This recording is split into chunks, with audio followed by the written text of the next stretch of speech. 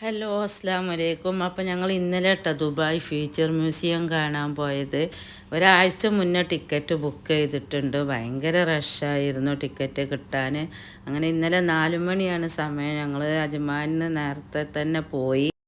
എനിക്ക് ഉള്ളിലെ കാഴ്ചകളെക്കാട്ടി ഇഷ്ടപ്പെട്ടത് പുറത്തുനിന്നുള്ള കാഴ്ചകളാണ്. അത് ഭയങ്കര കൗതുകം തോന്നി എനിക്ക്. ആ റൗണ്ട് ഷേപ്പിൽ അറബിയിലൊക്കെ എഴുതിയിട്ടുള്ളത്. ഉള്ളിലത്ത് പിന്നെ കുറച്ചും കൂടി പഠിച്ച കുട്ടികൾക്കും ഭൂമിനെ പറ്റിയും സ്പേസിനെ പറ്റിയൊക്കെ അറിയുന്നവർക്ക് ഉപകാരപ്രദമാവും. എങ്കിലും ഞങ്ങൾ നല്ലോണം എൻജോയ് ചെയ്തു. ടിക്കറ്റിനൊക്കെ നല്ല റേറ്റ് അല്ല. പിന്നെ ഇംഗ്ലീഷുകാരാണ് കൂടുതലുള്ളത്. ജപ്പാനീസ് ഇംഗ്ലീഷുകാരൊക്കെ കൂടുതലുണ്ട്. അറബികളൊക്കെ കണ്ടു കഴിഞ്ഞ് തോന്നുന്നു. അറബികൾ കുറവാണ്. പിന്നെ ചുരുക്കം കുറച്ച് മലയാളീസ് മാത്രമുള്ളൂ നമ്മളെ കൂടെ ഉണ്ടായിരുന്നത്. ഒരു 10-25 ആളെ വെച്ചിട്ടാണ് കയറ്റി തുടങ്ങുന്നത്. പിന്നെന്താ, സ്പേസിൽ പോണ മാതിരിയൊക്കെ നമുക്ക് ഫീൽ ചെയ്തു. അതുപോലെ ഒരു ലിഫ്റ്റ് കയറിയിട്ട് നമ്മൾ സ്പേസ് പോയിട്ട് ഇറങ്ങി.